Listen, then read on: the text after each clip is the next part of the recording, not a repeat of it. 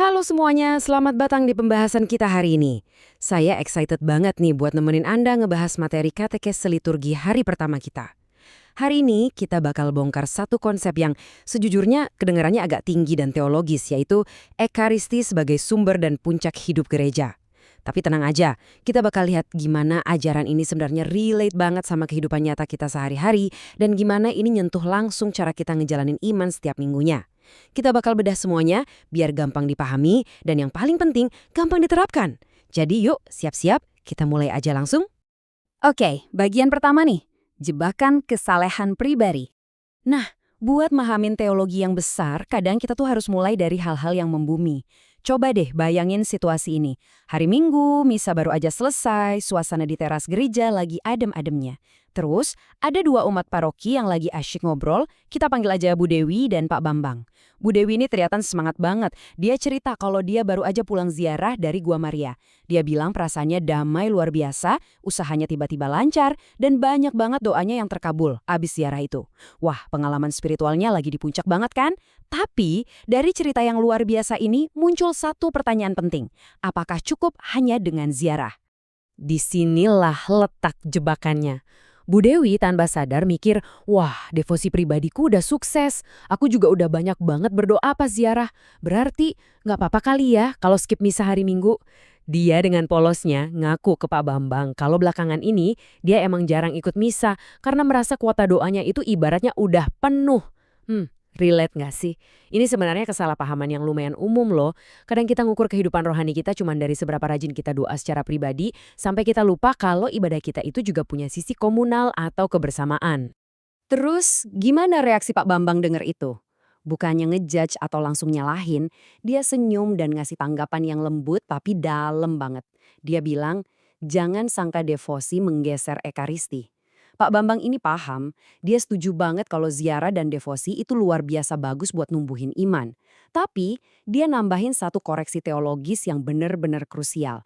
Perbuatan baik dan devosi pribadi kita, sebagus apapun itu, nggak pernah dirancang buat gantiin posisi ekaristi. Nggak akan pernah. Lanjut ke bagian 2, ekaristi sebagai pusat hidup. Kalau devosi nggak boleh ngeser ekaristi, terus ekaristi ini posisinya ada di sebelah mana dalam hidup kita? Gini, coba kita pakai perbandingan biar kebayang. Kita tahu kan yang namanya gila kerja atau workaholic? Buat mereka, kerjaan itu pusat dari segalanya. Jadwal, energi, pikiran, semuanya muter di situ aja. Nah, di sisi lain, buat kita sebagai orang Kristiani, pusatnya itu harusnya ekaristi. Kenapa ekaristi? Karena ekaristi itu bukan cuma rutinitas, bukan sekedar urutan doa atau upacara yang kita datengin karena merasa wajib. Di dalam ekaristi, Tuhan sendiri loh yang datang nyamperin kita, nawarin persahabatan dan kita benar-benar ikut ambil bagian dalam misteri wafat dan kebangkitan Kristus. Makanya ekaristi ini ibarat gravitasi yang narik dan jadi pusat seluruh kehidupan kita. Sekarang kita masuk ke bagian 3, makna sumber dan puncak. Yuk kita gali sedikit lebih dalam konsep teologis dari Konsili Vatikan II, biar makin paham kenapa ekaristi itu disebut pusat. Di dokumen Lumen Gentium artikel 11, ada kalimat yang tegas banget, ekaristi adalah sumber dan puncak seluruh hidup Kristiani. Poinnya jelas banget di sini. Ekaristi itu bukan sekedar salah satu pilihan aktivitas rohani dari sekian banyak pilihan lain, ekaristi adalah alfa dan omeganya kehidupan rohani kita. Ibaratnya, segala sesuatu yang kita lakuin sebagai orang beriman, itu berangkatnya dari sini. Dan akhirnya bakal balik lagi ke sini. Terus, dokumen lainnya, yaitu Sacrosanctum Concilium, artikel 10, memperluas lagi ide ini. Di situ dibilang kalau liturgi adalah puncak yang dituju oleh kegiatan gereja dan sekaligus sumber dari mana mengalir segala kekuatannya. Wah, ini menarik banget.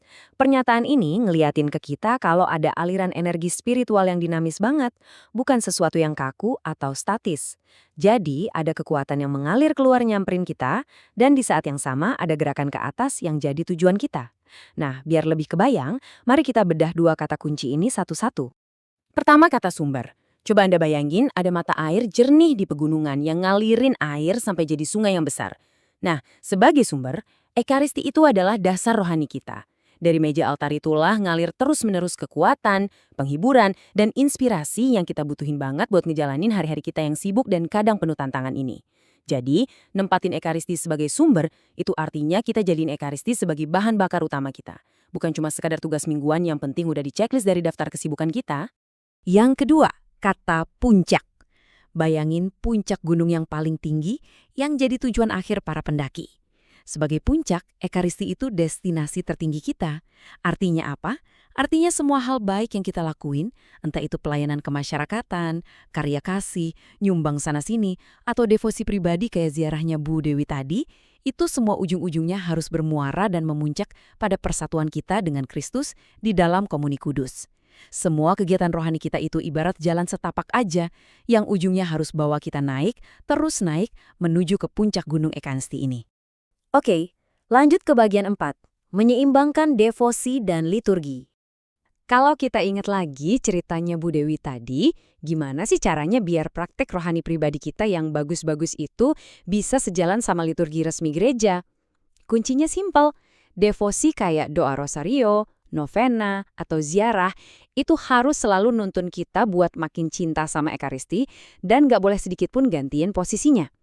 Devosi itu luar biasa bagus loh, mereka itu kayak rambu penunjuk jalan atau anak tangga yang ngebantu kita naik. Tapi ingat, anak tangga kan bukan tujuannya ya. Kalau ada satu devosi yang malah bikin kita jadi jauh dari Ekaristi, atau ngerasa, oh aku udah doa mandiri nggak usah misa deh. Wah, itu tandanya ada yang perlu dikalibrasi ulang dari pemahaman rohani kita. Devosi itu harusnya jadi lorong yang bawa kita jalan ke depan altar, bukan malah jadi jalan buntu. Dan sekarang, bagian 5. Buah Ekaristi dalam kehidupan. Terus, so what? Apa dampaknya buat kehidupan nyata kita? Gimana sih wujud dari hidup yang berpusat pada Ekaristi pas kita udah melangkah keluar dari pintu gereja? Nah, di dokumen Sacramentum Caritatis artikel 71, digambarin ada perjalanan yang benar-benar transformatif. Langkah pertama, kita menerima Ekaristi. Kita menyambut Kristus sendiri. Habis itu langkah kedua, ini harus bikin perubahan hati. Penghayatan itu nggak boleh berhenti di bibir aja, tapi harus jadi wujud nyata. Kita jadi orang yang lebih murah hati, lebih rela berkorban, dan makin peduli sama orang lain. Terus langkah ketiga, kita diutus ke dunia. Kasih yang kita dapetin di dalam gereja nggak boleh disimpan di situ aja, tapi harus wajib kita bawa keluar. Jadi, kalau kita rangkum, apa sih dampak besar Ekaristi buat kebersamaan kita? Pertama, dari altar, Ekaristi itu nempelin dan nyatuin kita semua sebagai tubuh Kristus. Kita ini bukan cuma individu-individu random yang kebetulan lagi doa bareng di satu gedung, tapi kita disatukan. Kedua, Ekaristi itu ngasih kita daya, memberdayakan dan ngutus kita buat bawa kasih Tuhan ke dunia luar yang lagi butuh banget dipulihkan. Dan ketiga, dengan ngelakuin semua itu, Ekaristi bener-bener jadi pusat sekaligus mesin penggerak perutusan gereja di segala zaman. Apa yang terjadi di atas altar itu pada akhirnya emang ditujukan buat mengubah seluruh dunia. Luar biasa ya? Setelah bedah panjang lebar tadi, sekarang kita sampai di satu refleksi penting. Apa sih yang benar-benar jadi pusat kehidupan spiritual Anda di hari Minggu ini? Apakah mungkin Anda kayak Bu Dewi di awal cerita tadi, yang tanpa sadar kejebak mikir kalau kesalehan pribadi itu udah cukup jadi garis finish? Ataukah Anda udah siap nih buat jadiin Ekaristi sebagai sumber, tempat menimba kekuatan, sekaligus puncak dari segala usaha dan pengabdian Anda? Coba deh, bawa pertanyaan ini di pikiran Anda pas mau melangkah ke gereja akhir pekan nanti. Oke, terima kasih banyak ya udah nemenin saya di pembahasan kali ini. Teruslah semangat nyari pemahaman yang lebih dalam soal iman kita, dan sampai jumpa di uraian menarik kita selanjutnya.